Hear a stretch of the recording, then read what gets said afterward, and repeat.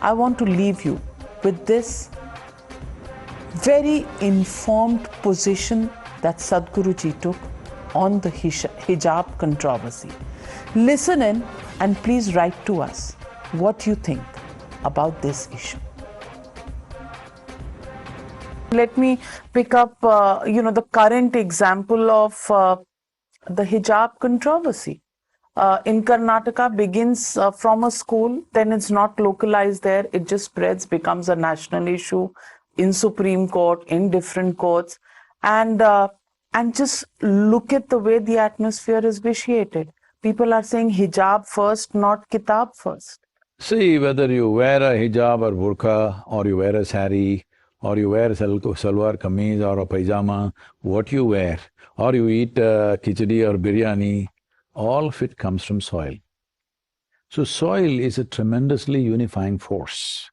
Instead of looking at aspects of life which puts us all together, we are continuously looking at aspects which divides us. Soil is a universal thing. It doesn't matter who you are, what religion, what race, what nationality, what gender, or whatever else you think you are, you come from soil and go back to soil. So this can become a major unifying force. But many people have stopped sending their daughters to schools. In school, the issue is about uniformity.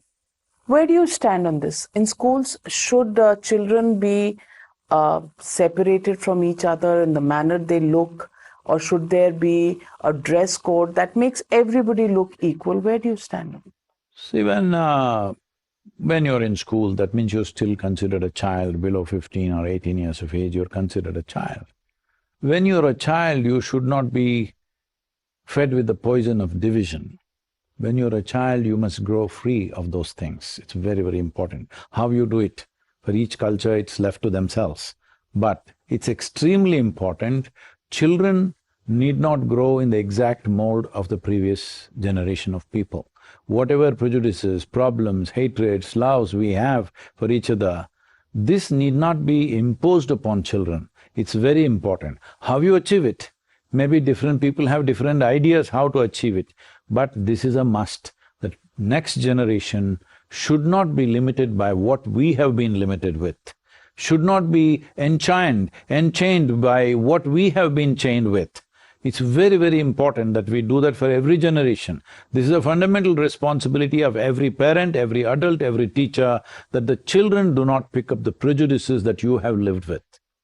But parents and children, this is not an equation only about parents and children.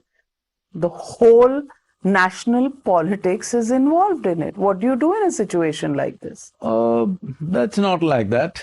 There are vested groups, you said. They are definitely there. That may look like that because you live in a television studio, because you see those things all the time, those visuals. I walk on the street, I ride on the street, I don't see those visuals.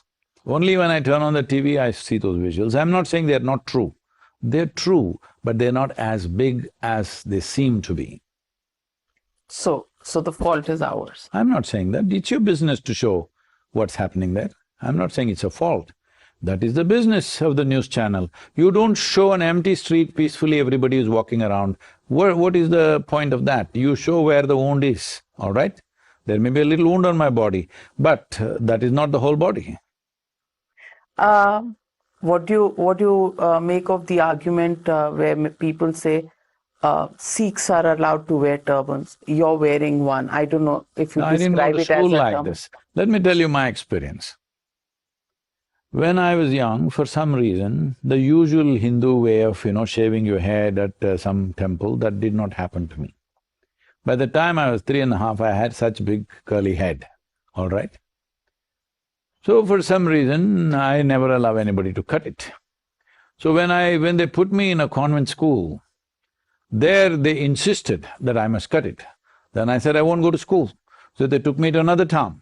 There also they insisted, I must cut. I said, I won't go to school. So I stayed out of school for months.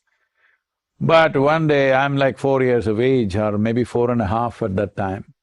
In the afternoon, after you eat, there is a nap time. When I fell asleep on the bench, they had cut my hair completely.